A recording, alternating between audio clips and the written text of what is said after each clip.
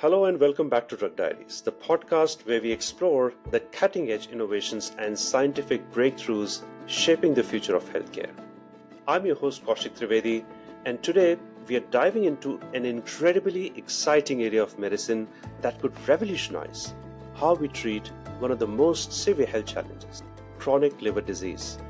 Liver diseases such as cirrhosis affect millions of people worldwide, leading to severe complications and often requiring liver transplants. But what if we could heal the liver without the need for invasive surgeries or lifelong immunosuppression? And that's where Resolution Therapeutics comes in. They are developing an innovative approach using macrophage cell therapy. In simple terms, they are harnessing the power of specific immune cells to reduce inflammation and promote healing in damaged livers. This could potentially offer hope to countless patients suffering from liver cirrhosis and other inflammatory conditions. And the importance of this work cannot be overstated. Chronic liver disease is a growing global concern, often linked to obesity, alcohol use, and viral infections. By developing therapies that could halt or even reverse liver damage, Resolution Therapeutics is not just improving individual lives, they are addressing a major public health issue. Leading this change is our guest today, Amir Hefni, the CEO of Resolution Therapeutics. Amir is a visionary leader in the biotech industry with a track record of driving innovation and bringing groundbreaking therapies to market. His expertise spans from early stage research to commercialization, making him uniquely positioned to guide Resolution Therapeutics in its mission. Under Amir's leadership, Resolution Therapeutics has made remarkable progress, recently securing $63.5 million in Series B financing, a testament to the potential of their work and the confidence of investors in their approach.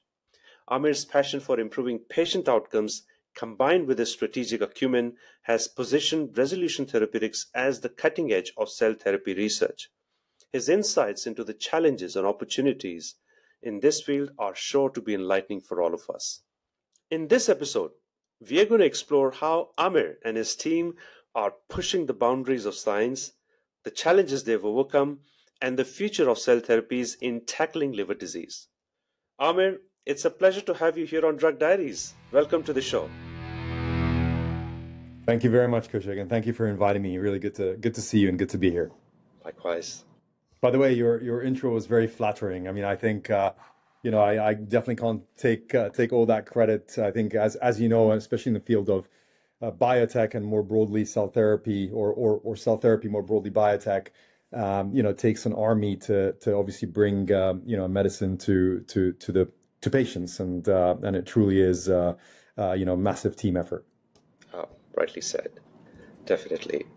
And I think to begin with, many congratulations on Resolution Therapeutics' recent Series B financing. Amir, how this funding is going to impact your company's goals and timelines? Yeah, no, thank you for the questions and thank you for the congratulations. Clearly a major milestone for us as a relatively small biotech. We're very fortunate to be backed by Syncona, a really well-established VC that has incredible knowledge of the cell and gene space. So not only to have their financial support to be able to execute our clinical program, but to have their insights and knowledge and experience around the board table as well is very, very positive for us as an organization. In terms of the utilization of funds, as you mentioned, we raised £63.5 million.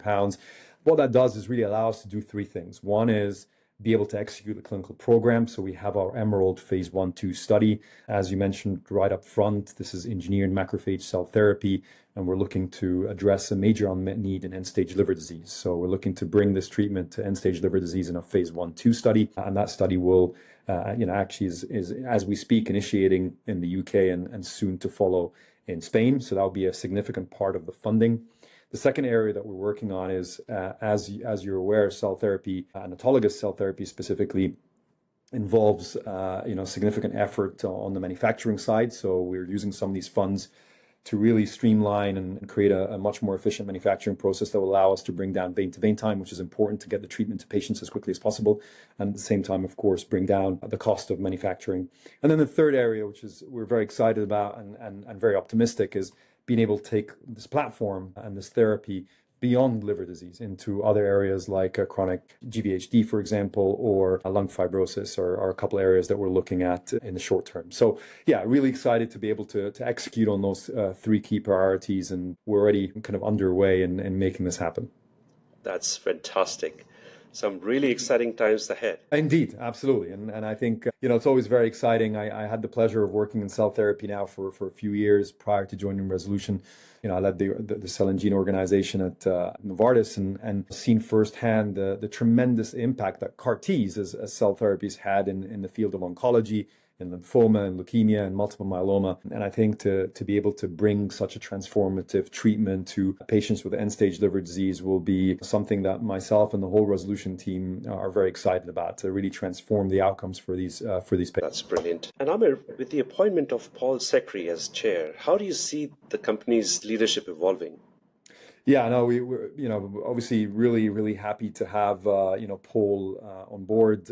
Paul brings a tremendous track record, led BD&L organizations in major pharma, was board director, board chair, CEO for a number of major biotechs, and successfully led them to great milestones. So to have Paul's experience around the board is going to be extremely helpful, both from a board dynamic perspective and hearing his views and his experiences to help guide us, but also from a CEO perspective to have someone that I can spar with, with that background's really, will be very, very welcome. So I'm really looking forward to working with Paul, and I have no doubt that he will add a tremendous amount of value to the board and to Resolution Therapeutics more broadly. And looking forward, what are the key milestones you hope to achieve in the next few years?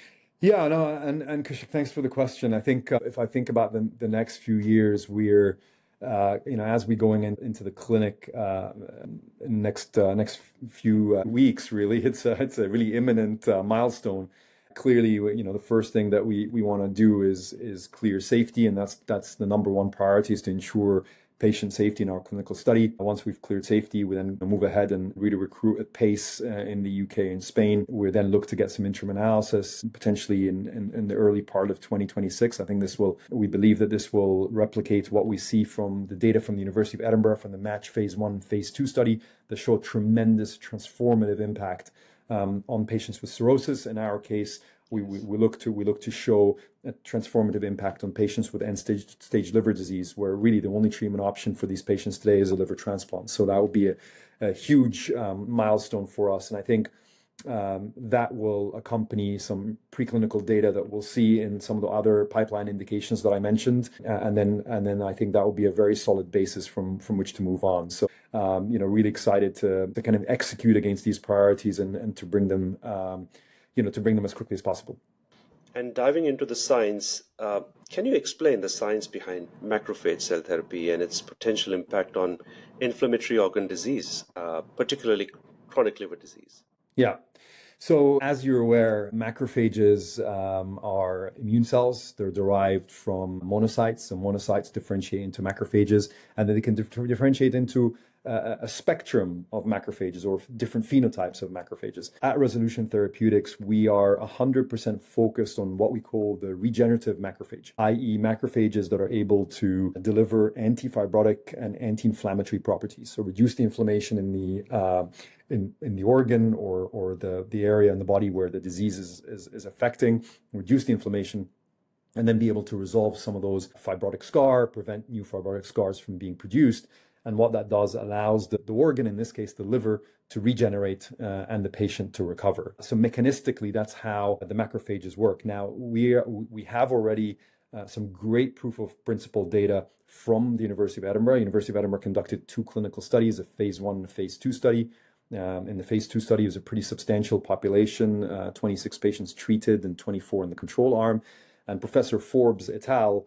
Showed significant impact on reducing clinical events, an impact on reducing mortality, an impact on reducing transplantation. This data was presented more recently at the European Association of Study of Liver Disease in Milan, and the 3-year follow-up data will be presented shortly at the American Association Study of Liver Disease in San Diego in November. So we're very, very excited for Professor Forbes to share this data publicly. So that gives us a proof of principle and answers a fundamental question. Do macrophages work in liver disease? I think hopefully anyone that sees the data will agree, yes, macrophages work. Now, what we've done is we've taken an extra step. We've engineered the macrophages. So we've used transient engineering, carrying two payloads, an anti-inflammatory and anti-fibrotic payload with one mRNA strand that allows us to deliver additional anti-inflammatory and anti-fibrotic properties of the macrophage. And we believe that will have an even greater efficacy on the patient and ultimately on end-stage liver disease, and hopefully help bring the patient back from the brink and to be able to have some recovery. Right. And digging a little bit deeper into the science, and pardon my ignorance on this topic, but how do we introduce the re-engineered macrophages into the patients? Yeah. So our approach to manufacturing our product RTX-001 is what we call autologous cell therapy. So what we do is we take monocytes from the patient that's affected. The monocytes are then taken to a central manufacturing facility. At the manufacturing facility, they're differentiated into macrophages, pro-regenerative macrophages, as I mentioned right at the beginning. Then we have an engineering step, again, done in central facility. We're able to cryopreserve the doses and then send that back to the site where the patient will see the physician. And ultimately, the patient will get the dose through peripheral vein infusion. And that takes between 15 to 20 minutes. And we believe it will be well tolerated. We'll share the data when we have it at the beginning of next year. But from the match studies and from our GLP tox studies, it looks like it's well tolerated. And that's how the patient receives the treatment. Right. And this infusion goes, in phases, or is it all done in? Yeah. So our clinical program involves 4 doses. So the patient would get the first dose, as I mentioned, through a peripheral vein infusion, and then would have a 4-week break, would get the next dose, and between 4 to 6 weeks, and 4 doses in total completes the treatment. So after the 4th dose, the patient will receive no more treatment.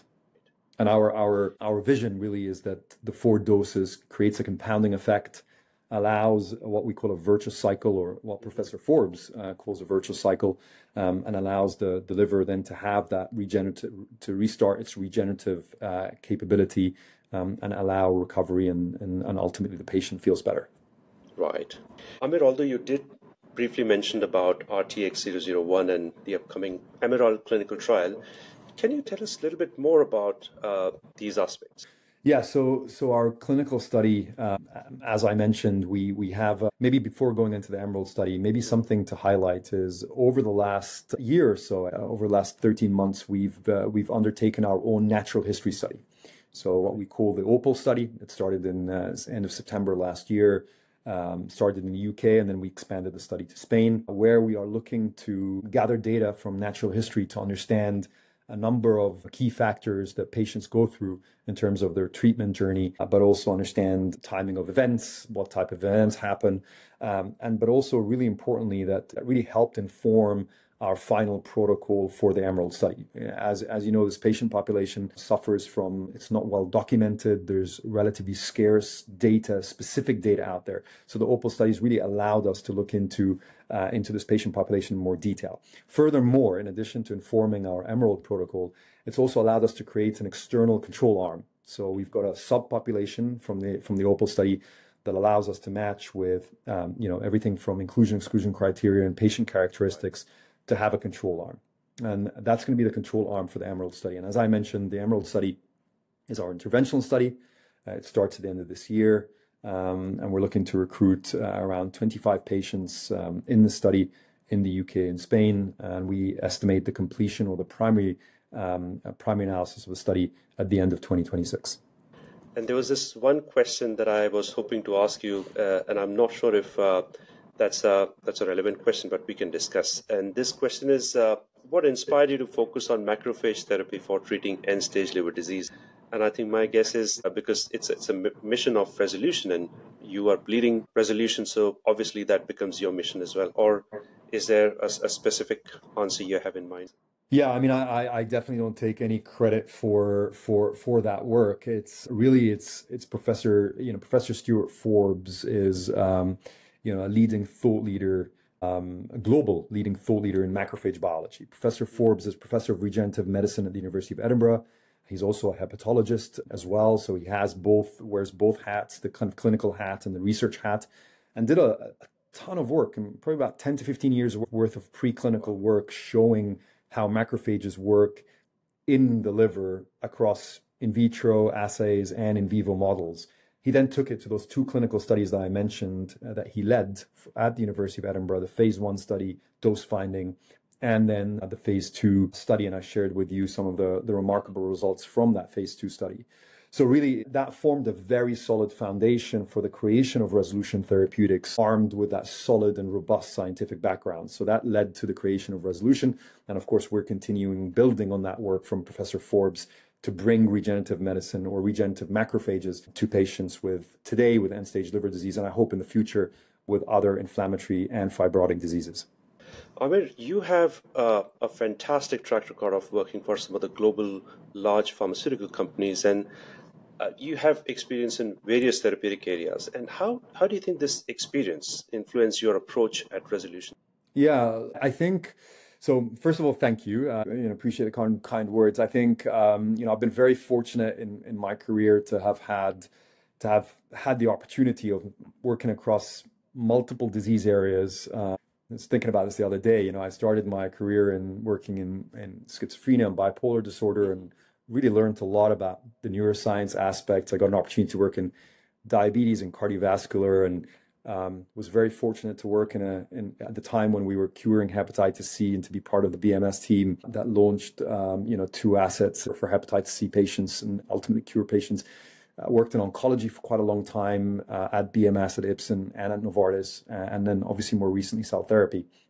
And I think working across different therapy areas and different modalities gives you the opportunity to build kind of diverse perspectives and opportunities to look at kind of key challenges that might reappear, maybe look a little bit different, but the theme of that challenge reappear, and you've had the experience of resolving in a different environment that you can bring to this new environment as well. So I'm a really big believer that diversity is really important, diversity of the team that surrounds you.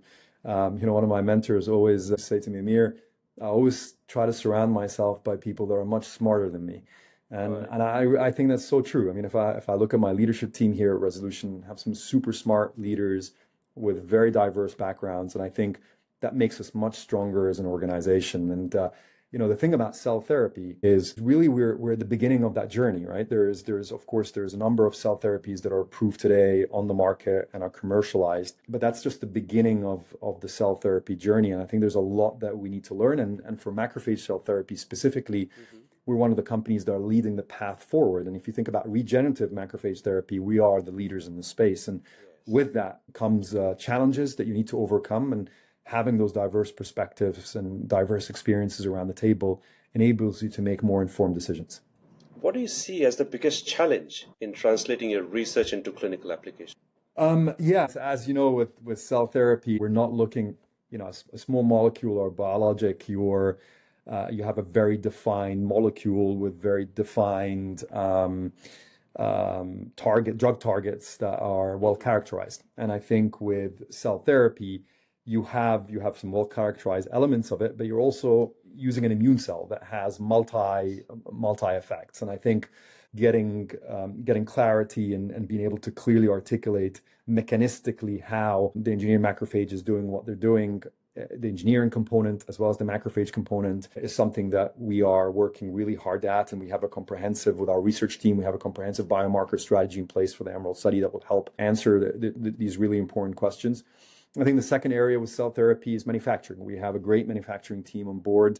We've made tremendous manufacturing progress over the last 12 to 18 months. The team took an academic manufacturing process from Edinburgh, took it into what is a much more commercial, scalable manufacturing process that enables us not only to execute the phase 1-2 study, but enables us to very quickly make some key adaptations along the process or efficiencies along the process to reduce vein-to-vein time and COGS, and allows us then to move into pivotal relatively quickly. And I think that's a really important learning in the cell therapy space, is you can't leave the changes that you want to make till you get to pivotal. It's really important to do this as early as possible. The drug product that you actually are using in your phase 1-2 study is very much comparable to the drug product that you're actually using in the phase 3 study. So I think the team here has done a tremendous amount of work to enable a lot of this work that's taking place now.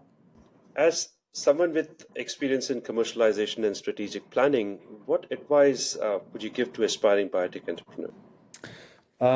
Yeah, I think thanks for the question. So it's a really good question. So I joined Resolution, probably about 3 years into its life cycle. So I wasn't there from day one. I think it's important to highlight this. Having said that, though, clearly this is an environment that's very different to working in a biotech environment, a pharma environment, like my previous companies. If I think about Novartis or BMS, for example, um, uh, you know, my my reflections on this is everyone rolls up their sleeves and gets involved. And I think that's the beauty of biotech, right? Like every single person in the company has a huge impact on not only on the direction of travel and the science within the company, but ultimately on patient outcomes, where we all own this together and we're all on the journey together. And you feel that strong sense of camaraderie. And I think so building a great team is really, really important. I would say that the second thing is to really think about, especially in areas of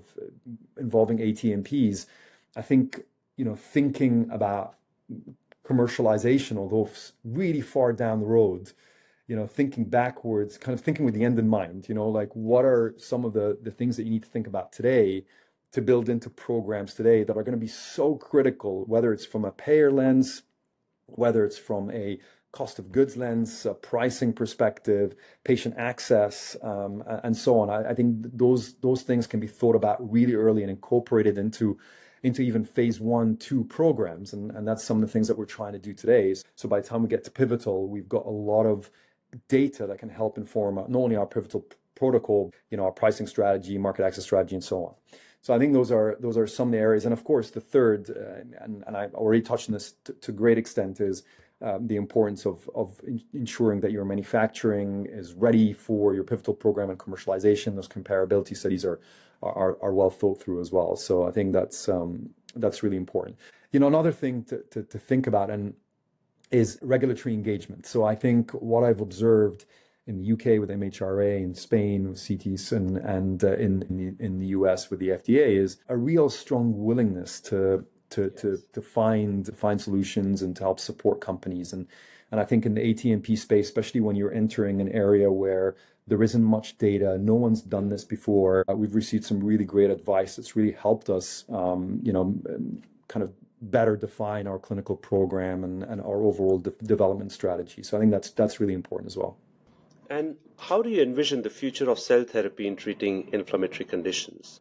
That's a very broad question because both on both ends. So cell therapy is very broad because cell therapy could mean any cell out there, and then inflammatory conditions are extremely broad because you can argue that almost everything now has an inflammatory risk, inflammatory dimension. If I zoom in, a little bit more in terms of kind of macrophage cell therapy, regenerative macrophage cell therapy, and the inflammatory and fibrotic diseases that we're looking to try to help resolve, it's really around the high unmet need. So we're, as an organization, we agreed with the board a long time ago that we're not looking for incremental benefit. This is not our vision. This is not our objective. Our objective is truly transformative. In end-stage liver disease, we want to prevent future clinical events. We want to prevent mortality. We want to prevent the need for a liver transplant. Of course, we need the data to show whether we're successful or not, but that's our vision. And it's the same with some of the other fibrotic and inflammatory diseases that we're going after. We want to really transform the outcomes for these patients. And if we're not doing that, we won't move ahead with that particular indication or disease. So I think that's really important. I think cell therapy has the potential to be truly transformative. We've seen this in hematological malignancies. I worked in this area, and I was extremely humbled by the impact that cell therapies had on patients in acute lymphoblastic leukemia and multiple myeloma, and in large cell lymphoma, for example. And I think we have the opportunity to have a significant impact in inflammatory and fibrotic disease as well through engineered macrophage cell therapy. Amir, do you have any message for any patients watching this? What would you like to share with them? Yeah, I mean, clearly, from a Resolution Therapeutics perspective, we're going to do everything we can to bring, these treatments to to patients suffering from end-stage liver diseases as quickly as we can. We're, trying to work as hard as possible. We're supported by a great VC that's enabling us to bring all of this to life. We'll have data over the next couple of years that we'll be able to share, and that will inform our path forward and hopefully get to a pivotal program quickly and be able to ensure that these medicines become available for patients to use them. So that's, I think at Resolution Therapeutics, the whole company revolves around the purpose to bring this really what we believe will be a transformative treatment to the patients. So that's the commitment that we've all made. Thank you for your views. And while doing my research, I came across a very interesting fact about you. Oh, no. That you're really passionate about boxing outside of your professional life. How has this sport influenced your leadership style? Have you taken any leadership lessons and applied to the corporate world? Yeah. It's funny. I got into boxing. So when I was with BMS, I was very fortunate. I got an opportunity to live in a number of countries around the world and grow not only as a kind of from a professional leadership perspective, but grow as a person. I think when you live in different parts of the world and you work with different cultures and different people, it's an incredible growth experience. And one of those was living in New York, and I would come back from Princeton, relatively late, and I'd feel a bit tired. It's been a long train ride from Manhattan to Princeton. And I was leaving too early to do exercise in the morning and, getting home late. And so I had to do something. Always exercise is a really important part of my life since I was a kid.